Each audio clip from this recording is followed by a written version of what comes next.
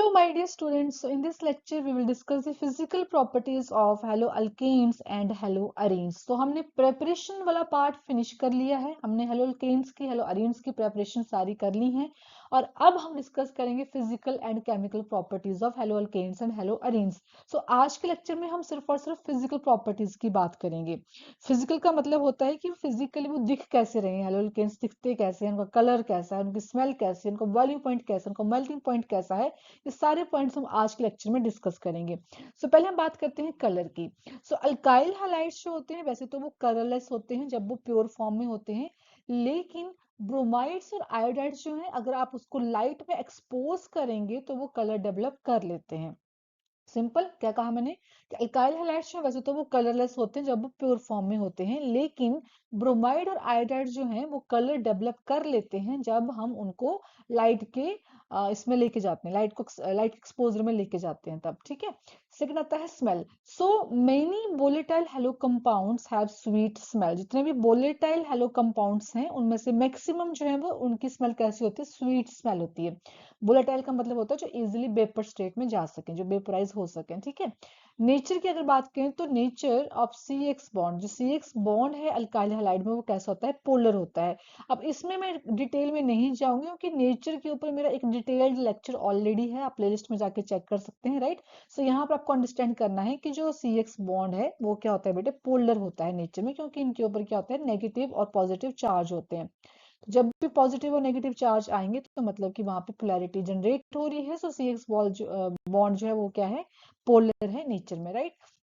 Next आता है state. तो स्टेट में हम ये कह सकते हैं कि जो लोअर मेंबर्स होते हैं वो गैसेस होते हैं नेचर में, और जो हायर मेंबर होते हैं वो लिक्विड और सॉलिड होते हैं नेचर में. ठीक है. मतलब उनकी फिजिकल स्टेट इस तरह से रहेगी.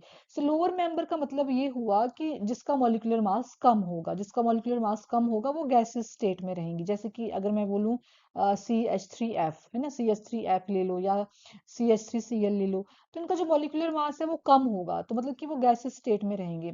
अब जैसे जैसे यहाँ पर मॉलिक्यूलर मास बढ़ता जाएगा, है ना, मॉलिक्यूलर मास बढ़ता जाएगा, उस हिसाब से क्या होगा, उस हिसाब से यहाँ पर जो स्टेट है वो भी चेंज होती जाएगी. तो जो लोअर मॉलिक्यूलर मास होगा तो वो गैस स्टेट में होंगे, और जिनका हायर मॉलिक्यूलर मास होगा वो लिक्विड और सॉलिड स्टेट में रहेंगे. ठीक है. सेकंड नेक्स्ट पॉइंट की बात करते हैं. नेक्स्ट है हमारे पास बॉइलिंग पॉइंट. अब बेटा ये बहुत ज्यादा इंपॉर्टेंट है. ठीक है. एनसीईआरटी में भी काफी डिटेल में दिया हुआ है और ये इंपॉर्टेंट है. यहाँ से अगर मैं ये कहूँ कि फिजिकल प्रॉपर्टीज में से क्वेश्चन कहाँ से आएंगे, तो बॉइलिंग पॉइंट जो है सबसे इंपॉर्टेंट टॉपिक रहने वाला है. यहाँ से आपको क्वेश्चन एग्जाम में पूछे जाते हैं. पहले आप ये समझो कि बॉइलिंग पॉइंट क्या होता है. ठीक है. बॉइलिंग पॉइंट क्या होता है, बॉइलिंग पॉइंट आप ये कह लीजिए कि ऐसा टेम्परेचर होता है, ऐसा टेम्परेचर होता है जिस टेम्परेचर पे आपका कोई भी सब्सटेंस, जैसे हम यहाँ पे हेलोअल्केन की बात करें तो हेलोअल्केन जो है वो वेपर स्टेट में कन्वर्ट हो जाता है. ऐसा टेम्परेचर जहां पर आपका कोई भी सब्सटेंस जो है वो वेपर स्टेट में कन्वर्जन होना उसकी शुरू हो जाती है, तो उस टेम्परेचर को हम क्या कहते हैं, बॉइलिंग पॉइंट कहते हैं. सिंपल लैंग्वेज में समझोगे तो इस तरीके से आप इसको समझ सकते हो. ठीक है. अब यहाँ पे जो बॉइलिंग पॉइंट है, अगर मैं हेलोअल्केन की बात करूं, तो क्योंकि हमें पता है कि हेलोअल्केन और हेलोअरीन जो है, खासकर हेलोअल्केन, उनका जो नेचर है वो कौन सा नेचर है, पोलर नेचर होता है.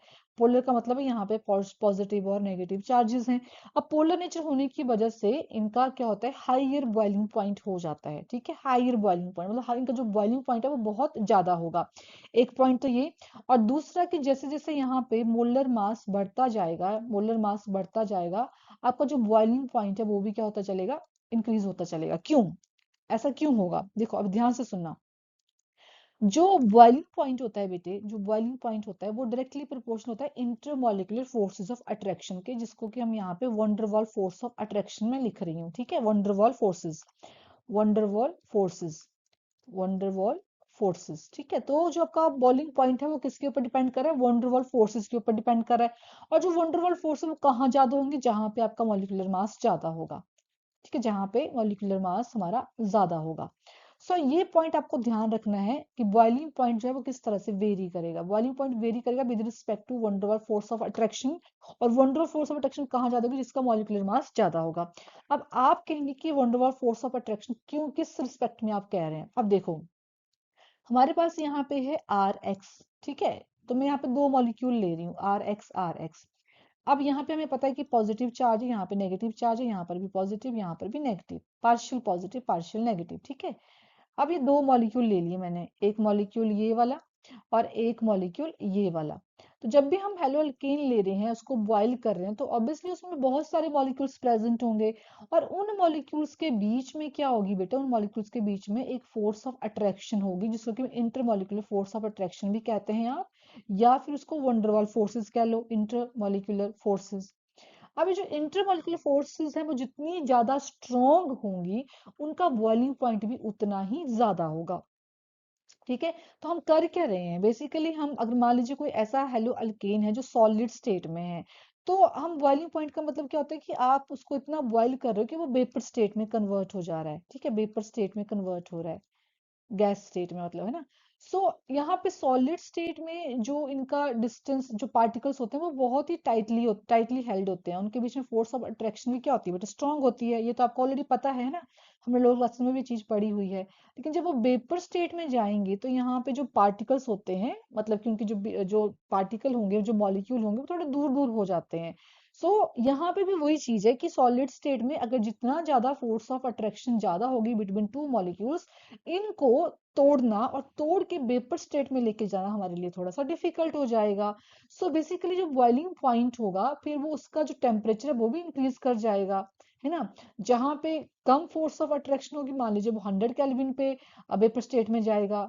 लेकिन अगर कोई ऐसा मॉलिक्यूल है जिसके बीच में बहुत स्ट्रॉन्ग फोर्स ऑफ अट्रैक्शन है, तो वहां पे क्या हो जाएगा, वहां पर तो फिर टेम्परेचर मान लीजिए 500 केल्विन चला जाता है। सो ये सारा खेल किसका है, ये सारा खेल किसका है, वंडरवॉल फोर्सेस का है। जितना ज्यादा strong van der Waals forces of attraction होंगी बिटवीन टू मॉलिक्यूल्स, उतना ही ज्यादा उसका बॉइलिंग पॉइंट होगा। और वंडरवॉल फोर्सेस जो है वो किसके ऊपर डिपेंड कर रही है, मॉलिक्यूलर मास के ऊपर डिपेंड कर रही हैं। मतलब कि यहाँ पे जो आर ग्रुप आपने लिया हुआ है बेटे, जो आर ग्रुप आप यहाँ पे ले रहे हैं, अब ये आपके पास CH3 भी हो सकता है लोअर, है ना। आपके पास ये C2H5 भी हो सकता है, आपके पास ये बेंजीन रिंग भी हो सकती है। ऐसे ही जो एक्स मॉलिक्यूल हमने यहाँ पे लिखा, जो एक्स हमने यहाँ पे लिखा हुआ है, वो भी आपके पास फ्लोरीन, क्लोरीन, ब्रोमीन, आयोडीन हो सकता है ना। सो हमें पता है कि जैसे जैसे यहाँ पे आर ग्रुप इंक्रीज होगा, मॉलिक्यूलर मास भी इंक्रीज होगा, एक्स इंक्रीज होगा, एक्स डिफरेंट होगा तो उसका मॉलिक्यूलर मास भी डिफरेंट होगा। सो अकॉर्डिंगली आपका बॉइलिंग पॉइंट भी यहाँ पे उस तरह से चेंज होते चलेंगे। तो सिंपल लैंग्वेज में आपको बस ये याद रखना है कि जिसका मॉलिक्यूलर मास ज्यादा होगा, उसका बॉइलिंग पॉइंट भी ज्यादा होगा। पहला पॉइंट तो ये हो गया। ठीक है, आई होप कि आपको समझ में आ चुका है कि यहाँ पे क्या हो रहा है। और दूसरा पॉइंट ये है यहाँ पे कि जो बॉइलिंग पॉइंट होता है, जो बॉइलिंग पॉइंट होता है बेटे, बॉइलिंग पॉइंट बॉइलिंग पॉइंट जो होता है वो इनवर्सली प्रोपोर्शनल होता है ब्रांचिंग के। ये सबसे ज्यादा इंपॉर्टेंट पॉइंट रहने वाला है आपका यहाँ पे। किसके इनवर्सली प्रोपोर्शनल होता है वो, ब्रांचिंग के। ब्रांचिंग का मतलब मैं यहाँ पे आपको एग्जांपल्स की हेल्प से एक्सप्लेन करती हूँ। ठीक है, ब्रांचिंग का मतलब हुआ कि मेरे पास यहाँ पे है, that is CH3, CH2, CH2, CH2Br। ठीक है, अब नंबर ऑफ कार्बन में यहाँ पे सेम रख रही हूँ, मतलब आइसोमर्स कर रही हूँ, मैं आइसोमर्स ले रही हूँ यहाँ पे। तो एक तो ये हो गया, दूसरा मैं यहाँ पे ले रही हूँ CH3, CH2, CH, यहाँ पे मैं Br ले लेती हूँ और यहाँ पे मैं CH3 ले रही हूँ। ठीक है, तब देखो यहाँ पे क्या हो चुका है, यहाँ पे ब्रांचिंग हो चुकी है। इस वाले केस में मैं इसको ब्रांच में लेके चली गई। सो अगर आपको बताना हो कि इन दोनों में से बॉइलिंग पॉइंट किसका ज्यादा होगा, तो मैं क्या कहूंगी, इसका ज्यादा बॉइलिंग पॉइंट होगा, क्योंकि यहाँ पे आपका सरफेस एरिया भी ज्यादा है। सरफेस एरिया ज्यादा होगा तो बॉइलिंग पॉइंट भी ज्यादा होगा। ठीक है, तो यहाँ पे ब्रांचिंग में आप ये भी कह सकते हो कि बॉइलिंग पॉइंट, अगर ब्रांचिंग का केस है तो ब्रांचिंग के केस में हम सरफेस एरिया को देखेंगे। जिसका सरफेस एरिया ज्यादा होगा, उसका बॉइलिंग पॉइंट भी बेटे ज्यादा होगा। ठीक है, मतलब जितना स्पेस, उसको ज्यादा जगह मिलेगी ना, वो उसका हर एक मॉलिक्यूल जो है वो इजीली वहां पे उसको हीट मिलेगी और वो इजीली क्या होगा, वेपर स्टेट में चला जाएगा, है ना। यहाँ पे आपके आपस में इतनी हिंड्रेंस नहीं होगी। पर जैसे जैसे ब्रांचिंग बढ़ती जाएगी, तो ब्रांचिंग की वजह से क्या होता है कि हिंड्रेंस बढ़ जाती है। आसपास के जो मॉलिक्यूल होते हैं, वो जो सेंटर वाला मॉलिक्यूल आएगा उसको दबाने की कोशिश करते हैं, जिसकी वजह से उसका सरफेस एरिया कम हो जाता है। सरफेस एरिया कम होगा तो बॉइलिंग पॉइंट भी कम हो जाएगा। अब यहाँ पे एक और चीज, अगर मैं इसको और ज्यादा ब्रांच में कर दूं, और ज्यादा इसकी ब्रांचिंग कर दूं, तो आप बताओ कि यहाँ पे तो सरफेस एरिया और ज्यादा कम हो जाएगा। अगर मैं इस तरह से लिखती हूँ इसको, तो है ना, इस तरह से ये वाला मॉलिक्यूल है, तो इसमें तो क्या हो गया, इसमें तो आपका जो सरफेस एरिया वो और ज्यादा कम हो गया, और भी ज्यादा कम हो गया। तो इसका मतलब ये हुआ कि सबसे कम बॉइलिंग पॉइंट किसका होगा, इसका होगा सबसे कम बॉइलिंग पॉइंट। सबसे ज्यादा किसका होगा बेटा, इसका बॉइलिंग पॉइंट सबसे ज्यादा होगा। सो ये वाले पॉइंट्स आपको ध्यान रखने हैं, ब्रांचिंग का क्वेश्चन एग्जाम में बहुत बार पूछा भी जाता है। ठीक है, चलिए अब आगे चलते हैं। Low boiling point for branched alkyl halide, वो हमने अभी अंडरस्टैंड कर लिया कि जिसका ब्रांचिंग होगी तो उसका बॉइलिंग पॉइंट फिर लो हो जाएगा। ठीक है, और नोट के लिए अगर आइसोमर्स आता है तब तो हमें ब्रांचिंग वाला केस लेना है, बट अगर आइसोमर्स नहीं है और सेम अल्काइल ग्रुप है, सेम अल्काइल ग्रुप है ना, जैसे कि यहाँ पे CH3 ले रही हूँ मैं, हर जगह पे CH3I, CH3Br, मतलब जितने भी आर हैं वो सारे ही CH3 होंगे। तो उस केस में फिर ऑब्वियसली जो हेलोजन एटम होगा उसका मॉलिक्यूलर वेट के अकॉर्डिंग हम देखेंगे कि किसका बॉइलिंग पॉइंट फिर ज्यादा होगा। तो हमने ऑलरेडी कहा ये चीज कि मॉलिक्यूलर मास जिसका ज्यादा होगा उसका बॉइलिंग पॉइंट भी बेटे क्या होगा, फिर ज्यादा हो जाएगा। चलिए आगे चलते हैं और बात करते हैं यहाँ पे हम डेंसिटी की। ठीक है, डेंसिटी के केस में हेलो अल्केन्स की जो डेंसिटी होती है वो ग्रेटर होती है एज कंपेयर टू वाटर। अब हेलो अल्केन का जिसका मास ज्यादा होगा, जिसका मास ज्यादा होगा ऑब्वियसली उसकी डेंसिटी भी ज्यादा होगी, क्योंकि हमें पता है कि डेंसिटी जो है वो मास के डायरेक्टली प्रोपोर्शनल होती है। तो वाटर के कंपैरिजन में हेलो अल्केन्स का मास वैसे भी ज्यादा होता है, तो हम यहाँ पे वाटर के रिस्पेक्ट में डेंसिटी को बता रहे हैं। So density is greater than H2O. Density increase with increase in molecular weight, जो हमें ऑलरेडी पता है कि डेंसिटी जो है वो मास के डायरेक्टली प्रोपोर्शनल होती है। नेक्स्ट आता है हमारे पास solubility. So haloalkanes are slightly soluble in water, मतलब कि वाटर में ये स्लाइटली सॉल्युबल होंगे, कंप्लीट नहीं होंगे, स्लाइटली सॉल्युबल होंगे, लेकिन हाईली सॉल्युबल होंगे किसमें, ऑर्गेनिक सॉल्वेंट्स में। अब ऑर्गेनिक सॉल्वेंट्स में आप कौन कौन से ले सकते हो, जैसे CCl4 ले लिया आपने, या फिर आप बेंजीन ले लो, है ना, बेंजीन ले लो। ये क्या होते हैं, ऑर्गेनिक सॉल्वेंट्स होते हैं। सो ऑर्गेनिक सॉल्वेंट्स में ये क्या होते हैं बेटे, हाईली सॉल्युबल होते हैं, पर वाटर में ये क्या होंगे, स्लाइटली सॉल्युबल होंगे। इसका भी रीजन है, रीजन क्या है, देखो वाटर की जब हम बात करते हैं ना, वाटर की जब हम बात करते हैं तो वाटर के जो दो मॉलिक्यूल होते हैं, ठीक है, वाटर के जो दो मॉलिक्यूल होते हैं उनके बीच में क्या होती है, हाइड्रोजन बॉन्डिंग होती है। कौन सी बॉन्डिंग होती है बेटे, हाइड्रोजन बॉन्डिंग होती है। ठीक है, अब सॉल्वेटी का मतलब क्या होता है, मान लीजिए कि आपके पास एक बीकर दिया हुआ है, उसमें ऑलरेडी वाटर प्रेजेंट है, वाटर डाल के रखा हुआ है। अब आप इसमें कोई हेलो अल्केन डाल रहे हैं, है ना, कोई भी हेलो अल्केन रख लो, मान लीजिए CH3F ले लिया मैंने। हेलो अल्केन इसमें डालोगे तो होगा क्या कि जो वाटर के मॉलिक्यूल होंगे ना, वाटर के जो मॉलिक्यूल होंगे वो CH3F के साथ बॉन्ड बनाएंगे। जब बॉन्ड बनेगा तभी तो हम उसको कहेंगे कि वो सॉल्युबल हो चुका है, मिक्स हो चुका है। बट एक्चुअल में ऐसा होता नहीं है, ये सॉल्युबल नहीं होता है। क्यों सॉल्युबल नहीं होता है, क्योंकि यहाँ पे होती है हाइड्रोजन बॉन्डिंग। सो ये जो हाइड्रोजन बॉन्डिंग होती है वाटर के बीच में, ये बॉन्ड ज्यादा स्ट्रॉन्ग बॉन्ड हो जाता है एज कंपेयर टू CH3F, मतलब हेलो अल्केन्स के जो बॉन्ड होंगे उनके कंपैरिजन में। ठीक है, क्या कहा मैंने, जैसे मैंने यहाँ पे दो मॉलिक्यूल ले लिए CH3F, CH3F। ठीक है, अब इनके बीच में जो बॉन्ड होगा ना बेटा, इनके बीच में जो बॉन्ड फोर्स ऑफ अट्रैक्शन होगी वो ज्यादा स्ट्रांग होगी, है ना, मतलब इसको ये भी टूट नहीं पाएगा, और यहाँ पे जो हाइड्रोजन बॉन्डिंग है वो तो वैसे ही स्ट्रांग है, वो भी टूट नहीं पाएगी। तो आप ये कह सकते हैं कि हेलोल्केन्स में वाटर, जो वाटर होता है उसमें वो स्लाइटली सॉल्युबल होंगे, क्योंकि वाटर की बॉन्डिंग को वो तोड़ नहीं पाते हैं हेलोल्केन्स। तो अगर बॉन्डिंग नहीं टूटेगी तो वो मिक्स कैसे होंगे आपस में, सॉल्युबल कैसे होंगे, राइट। लेकिन जब हम यहाँ पे ऑर्गेनिक सॉल्वेंट्स लेते हैं, कोई भी ऑर्गेनिक सॉल्वेंट ले लो आप, यहाँ पे जैसे CCl4 ले लिया आपने, तो CCl4 के बीच में जो फोर्स ऑफ अट्रैक्शन होती है वो उतनी स्ट्रांग नहीं होती हैं। तो जब आप इसमें कोई हेलो अल्केन मिक्स करना चाहेंगे ना, हेलो अल्केन को मिक्स करना चाहेंगे तो इजिली यहाँ पे CCl4 जो है वो इजिली यहाँ पे बॉन्ड बना लेगा, किसके साथ, हेलो अल्केन के साथ। मतलब CCl4 का बॉन्ड जो है इजिली टूट के किसके साथ बॉन्ड बना लेगा, CCl4 CH3F के साथ बॉन्ड बना लेगा। तो सॉलिबिलिटी का मतलब क्या होता है, सॉल्युबिलिटी का मतलब ये होता है कि आप बॉन्ड बना रहे हो, मिक्सिंग हो रही है। तो मिक्सिंग किसकी, ऑब्वियसली दो डिफरेंट चीजें होनी चाहिए तभी तो आपकी मिक्सिंग होगी। सो यहाँ पर आपको ये पॉइंट याद रखना है कि हेलो अल्केन्स जो है वो वाटर में स्लाइटली सॉल्युबल होते हैं, लेकिन ऑर्गेनिक सॉल्वेंट्स में हाईली सॉल्युबल होते हैं। चलिए आगे, नेक्स्ट हम बात कर लेते हैं यहाँ पे हेलो अरीन्स की। तो haloarenes are colourless liquids और क्रिस्टलाइन सॉलिड्स, मतलब या तो वो लिक्विड्स होंगे या तो फिर वो सॉलिड होंगे। सेकेंडली यहाँ पे ये वाटर में इंसॉल्युबल होंगे, लेकिन ऑर्गेनिक सॉल्वेंट में ये सॉल्युबल होंगे। सेम पॉइंट है जो हमने अभी हेलो अल्केन में भी डिस्कस किए। डेंसिटी की बात करें अगर हम, तो डेंसिटी जो है वो डेंसिटी के रिस्पेक्ट में देखें तो यहाँ पे ये वाटर से हैवी होते हैं। अब बात करते हैं जो सबसे इंपॉर्टेंट पार्ट है यहाँ पे, that is melting point and boiling point, जहां से एग्जाम में क्वेश्चन भी पूछे जाते हैं। So melting point and boiling point increases as the size of aryl group increases, है ना। ये तो बेसिक सी बात होगी कि अगर melting point boiling point increase देखना है हमें, तो हमें साइज देखना पड़ेगा उसका। जितना बड़ा साइज होगा उसके अकॉर्डिंग उसका बॉइलिंग पॉइंट भी ज्यादा होगा और मेल्टिंग पॉइंट भी ज्यादा होगा। लेकिन यहाँ पे एक्सेप्शन कहाँ पे आती है? एक्सेप्शन आती है आइसोमर्स के केस में। ठीक है, आइसोमर्स के केस में। आइसोमर के केस में क्या चेंजेस आते हैं वो देख लेते हैं। देखो आइसोमर का मतलब क्या होता है, पहले तो आप ये समझो। आइसोमर का मतलब है कि आपके पास यहाँ पे जो मॉलिक्यूल है उसमें जो नंबर ऑफ एटम्स हैं वो इक्वल हैं, बट उनका स्ट्रक्चर डिफरेंट डिफरेंट है। ठीक है, तो यहाँ पे मैं ले रही हूँ para isomer, para isomer, ortho isomer and Meta isomer. ठीक है, para isomer, ortho isomer and Meta isomer. ठीक है जी।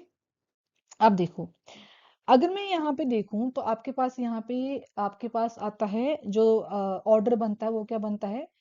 पैरा आइसोमर्स जो होते हैं, पैरा आइसोमर जो होते हैं उनका मेल्टिंग पॉइंट ज्यादा होता है एज कंपेयर टू ऑर्थो, और फिर आता है आपका लास्ट में मेटा। ठीक है, सो आइसोमर के केस में जो बॉइलिंग पॉइंट होता है, बॉइलिंग पॉइंट होता है उसमें ज्यादा चेंज नहीं आता है। बॉइलिंग पॉइंट तो इनका नियरली सेम ही होता है, उसमें कोई चेंज नहीं आता है। लेकिन जो मेल्टिंग पॉइंट होता है, मेल्टिंग पॉइंट होता है उसमें आपका ये ऑर्डर आता है जो मैंने यहाँ नीचे लिखा हुआ है।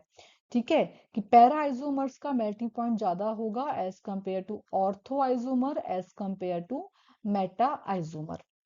अब आप कहेंगे ऑर्थो पैरा ऑर्थो मेटा ये क्या है ना। तो यहाँ पर देखो बेटा, यहाँ पे हमें चेक करनी होती है सिमेट्री, है ना। किसके बेसिस पे हम ये कह रहे हैं? हम ये सिमेट्री के बेसिस पे कह रहे हैं। अब अगर आप देखो यहाँ पे, अब आप देखो ध्यान से, तो जो मेटा वाला होता है ना, मेटा वाला, यहाँ पे एक सीएल और यहाँ पे दूसरा सीएल, ये मेटा स्ट्रक्चर है। सो मेटा के केस में क्या होती है? सिमेट्री होती है। ठीक है, सिमेट्री होती है। तो जितनी ज्यादा सिमेट्री होगी उतना ही ज्यादा उसका मेल्टिंग पॉइंट होगा, है ना। मेल्टिंग पॉइंट में बेसिकली आप कर क्या रहे हैं? मेल्टिंग पॉइंट में हम उस पर्टिकुलर सॉलिड को लिक्विड स्टेट में चेंज कर रहे हैं, यही करते हैं ना। मेल्टिंग पॉइंट में क्या हो रहा है? मेल्टिंग पॉइंट का मतलब होता है कि आप किसी भी सॉलिड सब्सटेंस को, किसी भी सॉलिड सब्सटेंस को किस में चेंज कर रहे हैं? लिक्विड में चेंज कर रहे हैं। उसी को कहते हैं ना मेल्ट होना। सॉलिड को आपने लिक्विड में मेल्ट कर दिया है, जैसे आइस को आप पिघलाते हैं तो वो वाटर बन जाता है, तो वो मेल्ट ही कर रहे हैं हम उसको, है ना। तो यहाँ पर भी क्या है, यहाँ पर भी अगर मेल्टिंग की बात करें तो मेल्टिंग के केस में यहाँ पे हमें सिमेट्री देखनी पड़ती है। जिसकी ज्यादा, जिसकी जितनी ज्यादा सिमेट्री वो उतना ही ज्यादा उसका मेल्टिंग पॉइंट रहने वाला है। ठीक है, अब सिमेट्री जो है उसको मैं स्टैकिंग के हिसाब से भी लिख सकती हूँ। मैं ये भी लिख सकती हूँ कि आपका जो मेल्टिंग पॉइंट है, आपका जो मेल्टिंग पॉइंट है वो किसके डायरेक्टली प्रोपोर्शनल है? वो डायरेक्टली प्रोपोर्शनल है इफेक्टिव, इफेक्टिव स्टैकिंग के। स्टैकिंग, स्टैकिंग का मतलब क्या होता है बेटे? स्टैकिंग का मतलब होता है, देखो ये आपके पास एक आइसोमर है, मेटा आइसोमर है। ठीक है, अब ऑब्वियसली जब हम मेल्टिंग पॉइंट देखेंगे तो आपके पास एक मॉलिक्यूल तो नहीं होगा, ढेर होगा, एक बहुत बड़ा ढेर होगा, है ना। ढेर का मतलब समझते हो ना, जैसे एक के ऊपर दूसरा, दूसरे के ऊपर तीसरा, फिर उसके ऊपर एक और, उसके ऊपर एक और, तो बहुत बड़ा ढेर होता है। अब अगर आप इसको इस तरीके से इमेजिन करो कि ये आपके पास यहाँ पे मेटा आइसोमर है।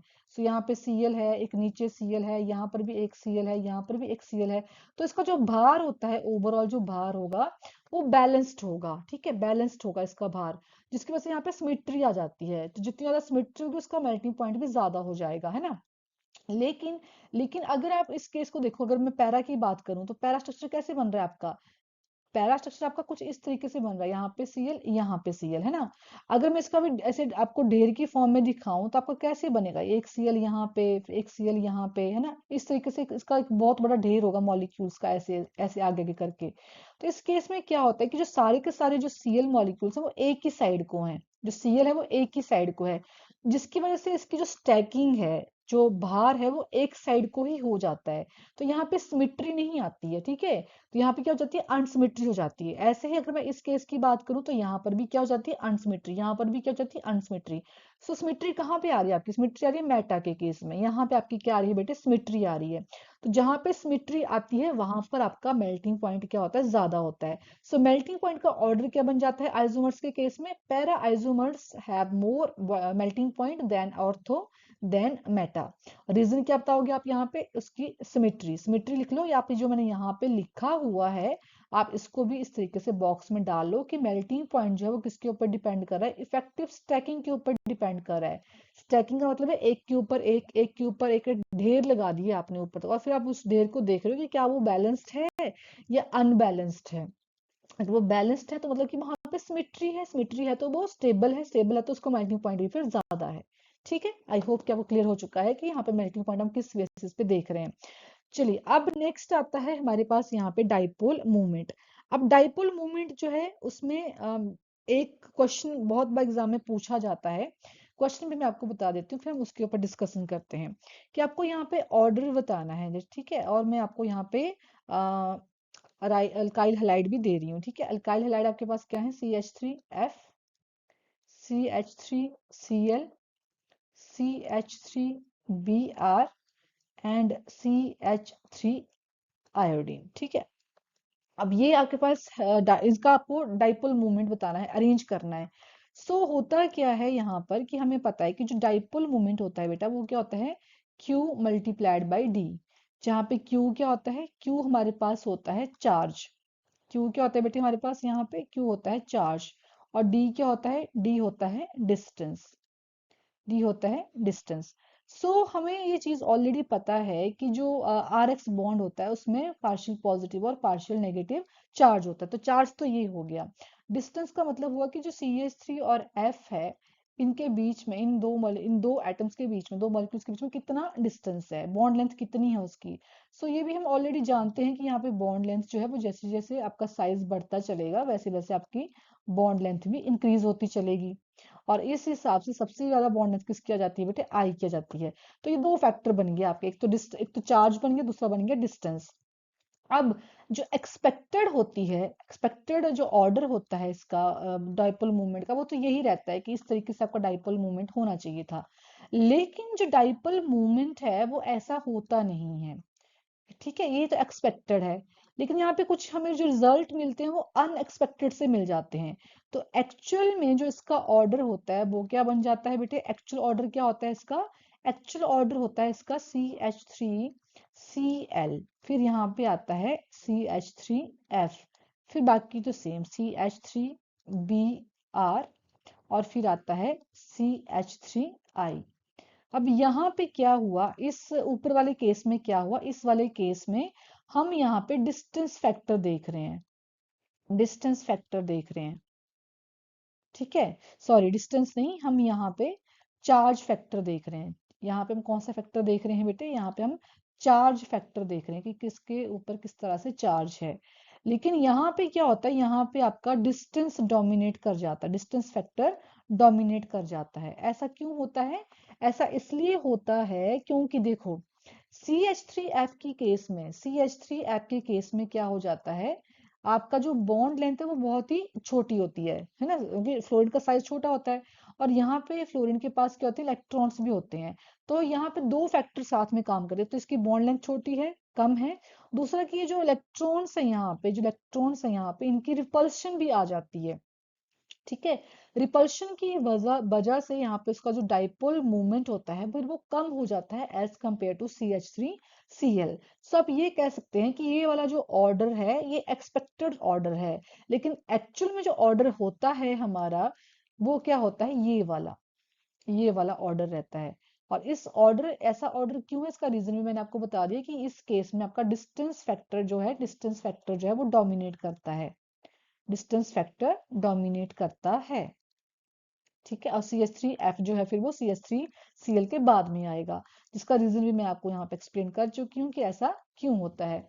So that's all for today. यहाँ पे हमने कंप्लीट कर ली है physical properties of haloalkanes and haloarenes, और नेक्स्ट लेक्चर में हम बात करेंगे chemical properties of haloalkanes and haloarenes. So thank you so much for watching the video. Do subscribe my channel, and if you have any doubt, you can comment in the comment section. Keep learning with me. I'll see you in the next lecture.